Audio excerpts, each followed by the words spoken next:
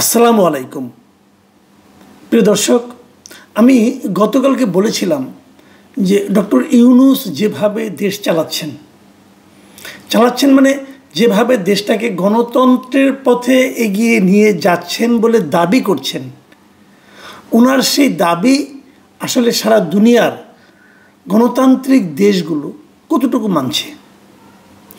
গতকালকে 6টা সংগঠনের নাম বলেছিলাম যারা দুনিয়ায় মোটামুটি বিখ্যাত সংগঠন, এবং এদের সঙ্গে ডক্টর ইউনূসেরও খুব ভালো সম্পর্ক আছে। উনি যখন আমেরিকায় গিয়েছিলেন এদের সঙ্গে মিটিং করেছেন, বৈঠক করেছেন, এবং সেই বৈঠকের পরপর তারা একটা চিঠি লিখে ডক্টর ইউনূসকে বলেছেন যে ওনারা আরও কি কি দেখতে চান একটা সঠিক গণতান্ত্রিক পরিবেশ সৃষ্টির লক্ষ্যে। বলেছিলাম আপনাদের কালকে এটা, এবং এটা আসলে কি চান না সেটা কিন্তু আমার কাছে ইম্পর্টেন্ট না।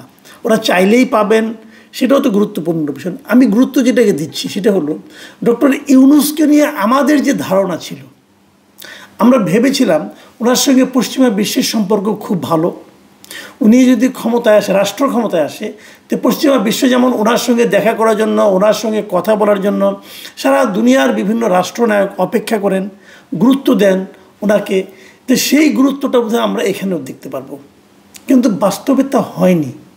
উনি রাষ্ট্রনায়ক হওয়ার পর আমরা টের পেয়েছি যে একজন নোবেল বিজয়ী যখন কেবল নোবেল বিজয়ী হয়ে যায় তখন তাকে যেন মানুষ যেভাবে দেখে, সেই নোবেল বিজয়ী যখন নাকি সরকার প্রধান হয়ে যায় তখন তাকে আর তারা নোবেল বিজয়ী হিসেবে দেখতে চায় না, তখন তারা তাকে সরকার প্রধান হিসেবে দেখতে চায়, এই সরকারের প্রতিনিধি হিসেবে দেখতে চায়।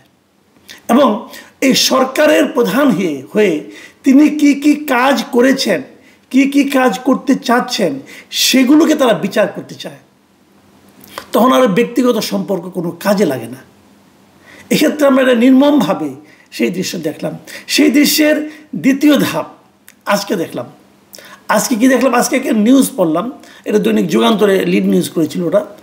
সেখানে নিউজটার শিরোনাম ছিল যে নির্বাচিত সরকার ছাড়া ঋণের অর্থ দেবে না আইএমএফ।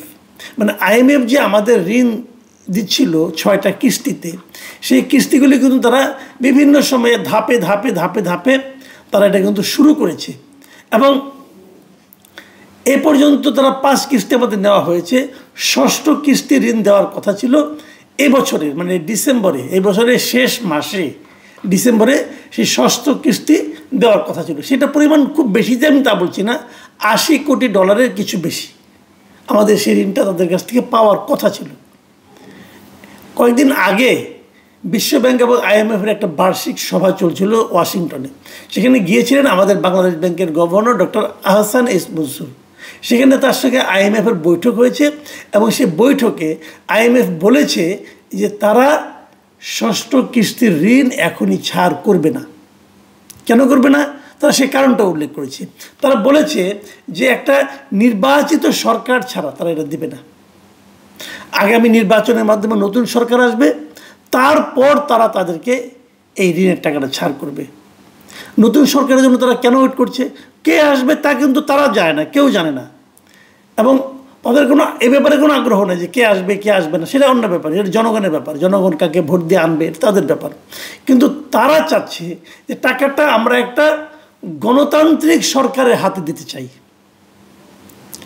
মানে এই সরকার নিজেদেরকে যতই বলুক, সরকারের প্রেস সেক্রেটারি একজন আছে না, উনি বলতেন না আমাদের সব কিছু করার ম্যান্ডেট আছে, বাট আপনাদের তো আইএমএফের ঋণ পাওয়ার ম্যান্ডেটই নাই।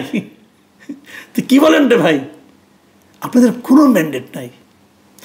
দয়া করে, এতদিন কেউ আপনাদের কিছু বলেনি, এখন বলা শুরু হয়েছে, আরও বলতে থাকবে। একটা অনির্বাচিত সরকার, একটা অন্তর্বর্তীকালীন সরকার এত লম্বা সময় থাকে না রে ভাই, এটা কোথাও থাকে না। এটা থাকাটা ভদ্রতা নয়। আপনারা জোর করে আছেন, আপনাদের উপদেষ্টাদের মধ্যে লোভ ধরে গেছে যে আরও কত থাকা যায়। আসেন আইএমএফের কথায় আসি।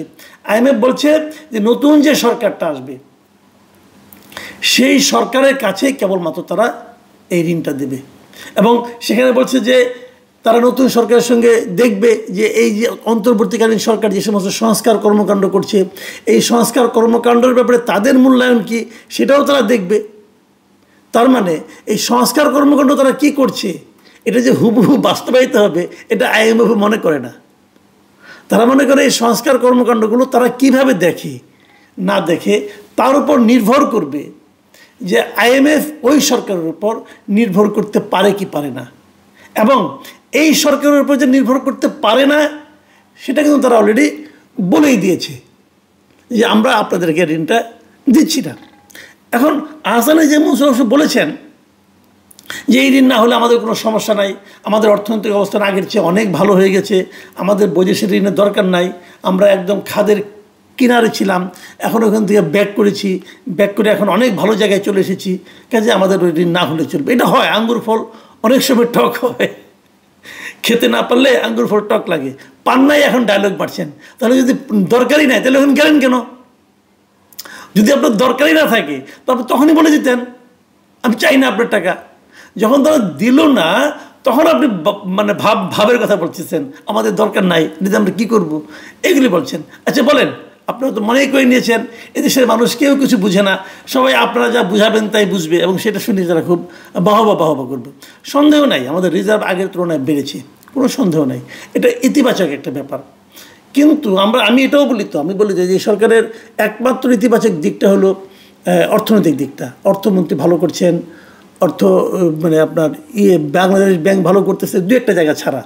বাংলাদেশ ব্যাংকে একটা জায়গা তো খুবই তারা খারাপ কাজ করেছে, যে কয়েকটা ব্যাংকে একীভূত করার জন্য যারা যে উদ্যোগটা নিয়েছে সেটা নিয়ে, কিন্তু তার আগে ওই দুর্বল ব্যাংকগুলোর ব্যাপারে এই গভর্নর এমন কথা বলেছে যে ওই ব্যাংকগুলো যেমন ভয়াবহ অবস্থা হয়ে গেছে। দেখ, সেটা অন্য আলাপ আরেকদিন করব, যে কী অবস্থা এক্সিম ব্যাংক সহ আরও অন্যান্য ব্যাংকগুলো, তারা কি বিপদে পড়েছে এখন, তাদের কাছে যারা টাকা রেখেছে তারা কত বিপদে আছে, একটা টাকাও তারা তুলতে পারছে না। যারা ওখানে FDR করেছিল তারা লাভের টাকাটা পর্যন্ত তুলতে পারছে না। এই সব কিছু কিন্তু গভর্নরের কারণে। বেশি কথা বলে আমার মনে হয় যে এটা আর কি। যাই হোক, এটা অনেক মানুষের দুঃখ, অনেক মানুষের কষ্ট, তখন আর এগুলি বলি না। এটা নিয়ে আমরা পরে একটা ডিটেল একটা প্রতিবেদন আমি করবো আশা করি। যে কথা বলছিলাম, তাহলে মোদ্দা কথা হলো ঋণের টাকা ছাড় হচ্ছে না, IMF ঋণের টাকা দেবে না নতুন একটা নির্বাচিত সরকার ছাড়া। টাকাটা আমি আগে বলি, টাকাটা ইম্পর্টেন্ট না, ইম্পর্টেন্ট হলো ইমেজটা। এই অন্তর্বর্তীকালীন সরকারের ইমেজ এখন বিশ্বব্যাপী এমন একটা পর্যায়ে পৌঁছে গেছে যে আমরা যেটা ভেবেছিলাম যে ডক্টর ইউনূসের যে আন্তর্জাতিক পরিচিতি, সেই পরিচিতি আমাদেরকে অনেক টাকা, অনেকে বলেছিল কিন্তু মানে আলাপ আলোচনায়, এই ডক্টর ইউনূস এসেছে আর টেনশন নাই, এখন খেলে ডলার আর ডলার, অনেক ডলার আমাদের দেশে আসবে, আমরা ডলারের সয়লাভ হয়ে যাব। আপনাদের মনে আছে ডক্টর ইউনূস কিন্তু বলেছিলেন, গত বছর নভেম্বরে বলেছিলেন যে আমরা আর বিশ্বের কাছে যাব না, বিশ্ব এখন আমাদের কাছে আসবে। আপনারা এই নিউজটা দেখেন, হেডলাইনটা কি, আমরা বিশ্বের কাছে যাব না, বিশ্ব যেন আমাদের কাছে আসে। মানে ভাই কথার মানে ফিরিওয়ালা বলেছিলাম আমি ওনাকে, মানে চটকদার কথা বলে, মানে ওই যে বলে না ক্রিস্পি ডায়লগ আর কি, মানে মচমচে ডায়লগ দেয় উনি। তো এইভাবে দিয়ে কই বিশ্ব আসছে, বরং বিশ্বটা চলে যাচ্ছে আপনার কাছ থেকে। IMF তো আপনার কাছে আপনাকে শুনলো না। তো এগুলি ইমেজটা হলো ইম্পর্টেন্ট। আমরা সেই ইমেজটাকে ধরে রাখতে পারছি না, আমরা মানুষের ভরসায় জায়গায় থাকতে পারছি না। মানে ডক্টর ইউনূস এই দেশটাকে পশ্চিমা বিশ্বের কাছে একটা সম্ভাবনাময় দেশ হিসাবে তুলে ধরতে পারেননি, এটা ওনার ব্যর্থতা। প্রিয় দর্শক, এখন এই পর্যন্তই। আল্লাহ হাফিজ।